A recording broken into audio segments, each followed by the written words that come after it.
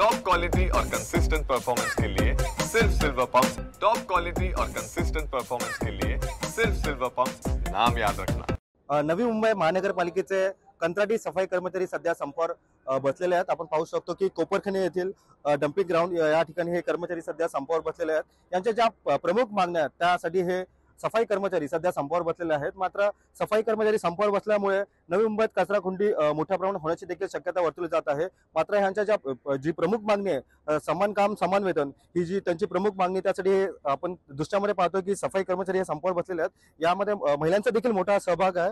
आपल्यासोबत बोलण्यासाठी कामगार नेते युनियनचे आपण काय सांगाल?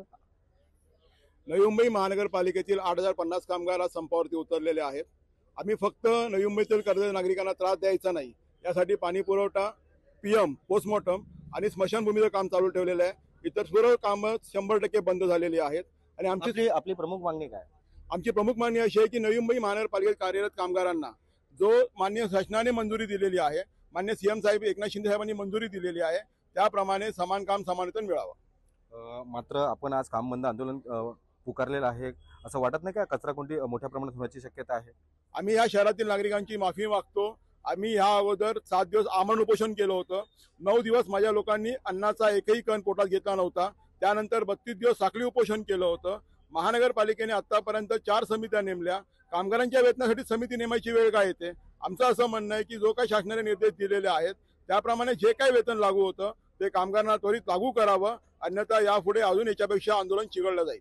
प्रशासनाकडून काय आश्वासन वगैरे काय देण्यात आलं? आम्हाला महानगरपालिकेने स्वतःहून चर्चेला बोलवलेलं नाही। महानगरपालिका सोशल मीडिया खेळते। महानगरपालिका फेसबुकवरती सांगते की कामगारांनी आंदोलन मागं घ्यावं। आमचं असं म्हणणं आहे की महानगरपालिका अधिकाऱ्यांनी आम्हाला चर्चेला बोलवावं, आमचं म्हणणं समजून घ्यावं, जी काय चुकबुल आकडेमोडमध्ये झालेली असेल ती सुधारावी आणि आम्हाला वेतन किती दिवसात दिलं जाईल याचा ठोस निर्णय द्यावा। आपल्यासोबत काही संपावर गेलेले कर्मचारी देखील आहेत। आपण देखील संपावरती आता रस्त्यावरती उतरलेला आहेत। काय मागणी आहे? मागणी असं आहे की समान काम समान वेतन कमीत कमी ते दिलं पाहिजे।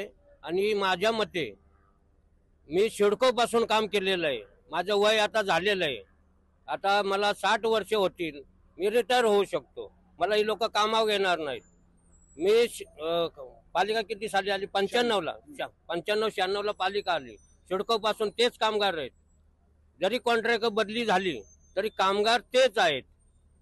आणि हे पाहू शकतो की विविध मागण्यासाठी सध्या महानगरपालिकेचे जे कंत्राटी कामगार आहेत ते सध्या संपावरती बसलेले आहेत। व्हिडिओ जर्नलिस्ट राजेंद्र सह मेरा विखराट, TV9 मराठी, कोपरखणे, नवी मुंबई।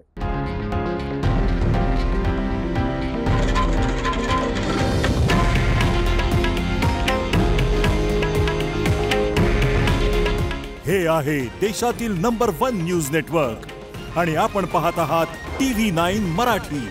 काळजी तुमची, हित महाराष्ट्राचं।